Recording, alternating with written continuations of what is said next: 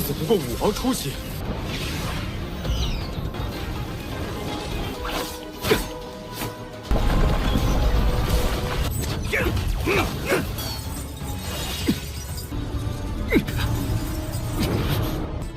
想破解本，住手！滚开！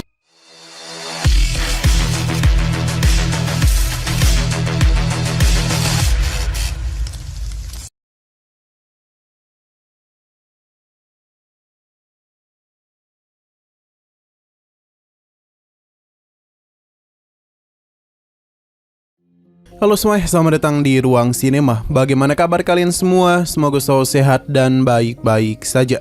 Sesuai jadwal, jadi pada hari ini kita akan kembali melanjutkan series Donghua Martial Master episode terbaru, yang mana ini adalah episode yang ke-534. Bagi yang mau bergabung dengan series ini, kita sudah sediakan playlistnya. Jadi kalian bisa mudah mencari di mana episode awal dari series ini. Sebelum kita mulai episode terbarunya, kita akan melihat dulu apa saja yang telah terjadi pada episode sebelumnya, tepatnya pada episode 533. Kemarin, semua orang yang ada di sana sudah tidak melakukan protes lagi atas perjanjian yang sebelumnya sudah mereka setujui. Dan begini maka Qingchen tetap berhak menerima 40% buah warna-warni, dan itu tetaplah memberikan bagian kepada orang-orang yang berusaha untuk melawannya. Hanya saja Qingchen masihlah belum puas. Ia pun berencana untuk mengambil pohon tersebut.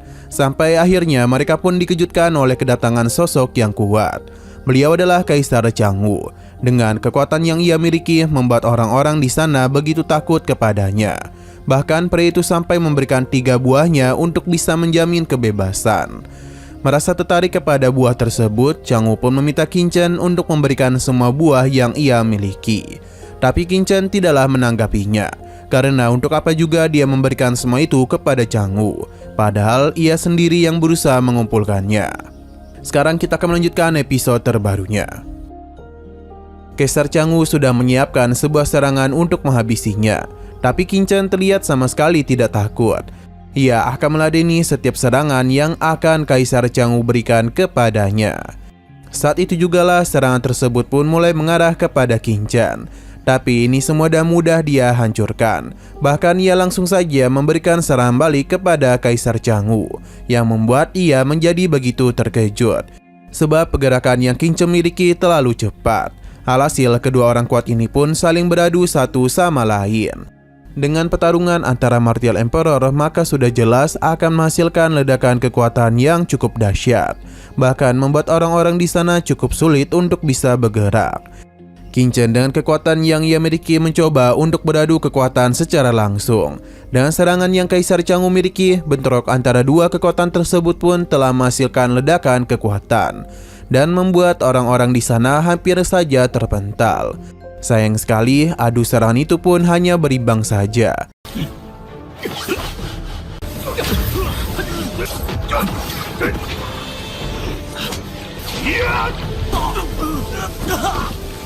Walaupun begitu, mereka sangatlah terkejut karena Qingchen masihlah hidup setelah beradu kekuatan dengan Kaisar Changwu.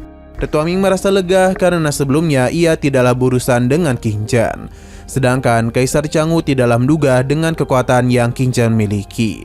Dia yakin semua ini pasti berasal dari pedang yang ia miliki. Tidak hanya itu saja, ia juga berpikir kalau kekuatan Qingchen bisa berkembang karena buah yang telah ia makan. Dan berkat bantuan pedang itu jugalah ia bisa mengimbangi kekuatannya. Qingchen tidaklah terlalu peduli dengan perkataannya, karena adik ini memilih untuk pergi saja dari tempat tersebut. Kaisar Changwu tentu tidak akan membiarkan hal tersebut terjadi. Dia langsung saja menciptakan sebuah serangan yang begitu dahsyat untuk bisa melenyapkan Qingchen. Serangan ini sangatlah cepat dan mampu mencapai posisi Qingchen dengan mudah. Dengan ledakan barusan, Changwu yakin Qingchen pasti sudah meninggoy. Tapi dia ini sepertinya terlalu meremehkan kekuatan Qingchen. Padahal serangan barusan itu tidak ada apa-apanya. Orang-orang di sana tentu kebingungan karena Qingchen seharusnya berada di ranah Martial King.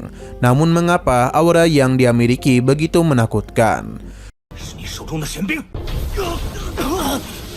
死子不过武王出血。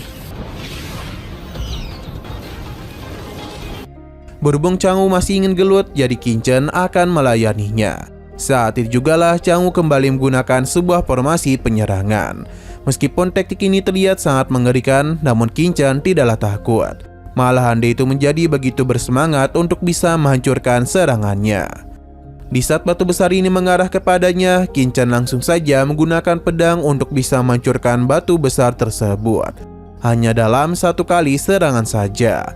Ini tentu di luar dugaan semua orang. Mereka pun segera membentuk pertahanan untuk bisa mengatasi bebatuan itu. Sedangkan Qin Chen sendiri langsung saja melakukan pergerakan cepat untuk kembali beradu serangan dengan Chang'u. Apa yang telah Qin Chen lakukan benar-benar membuat Chang'u marah besar. Ia pun mengeluarkan rantainya untuk bisa menangkap Qin Chen. Tapi seberapa keras pun dirinya berusaha, semua itu sia-sia saja.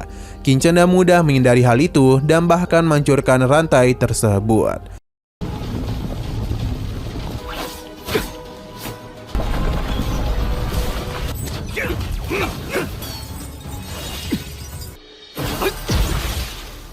Qin Chen meremehkan kekuatan Chang'u yang hanya segini saja.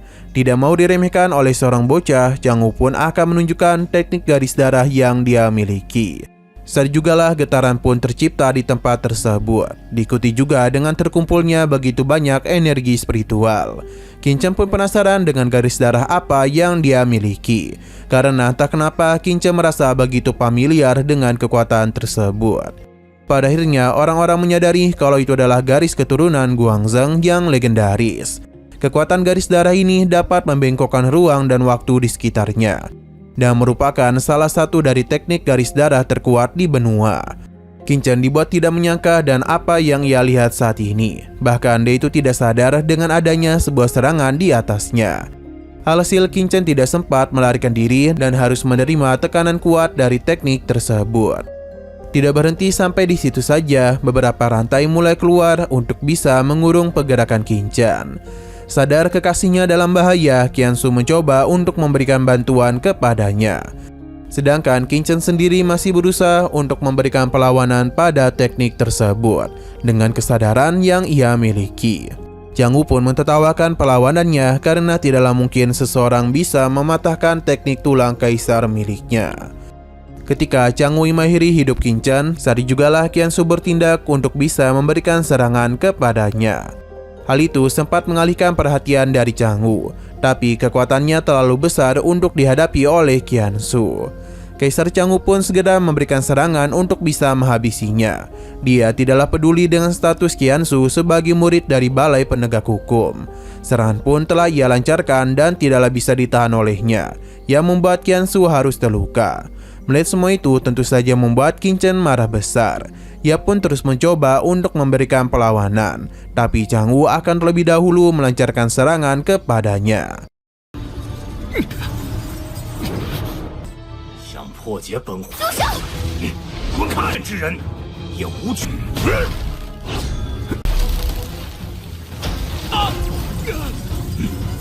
Nah, sayang sekali lagi seru-serunya episodenya pun harus bersambung dulu.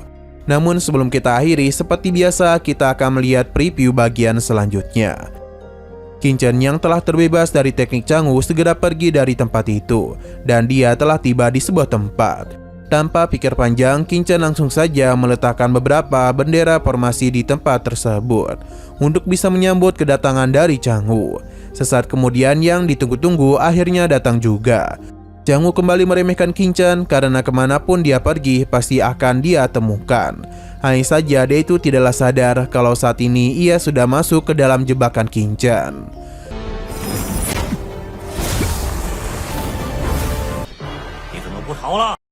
Oke, sekian dulu pada video kali ini. Untuk video selanjutnya akan segera hadir. Jadi bagi kalian yang ingin mengikuti series ini, langsung saja klik subscribe dan aktifkan loncengnya. Terima kasih yang sudah menonton video sampai habis. Jika kalian suka pada video ini, klik like dan share ke teman-teman kalian tentang channel ini. Dan ditunggu aja kelanjutannya. Oke, sampai jumpa di video selanjutnya.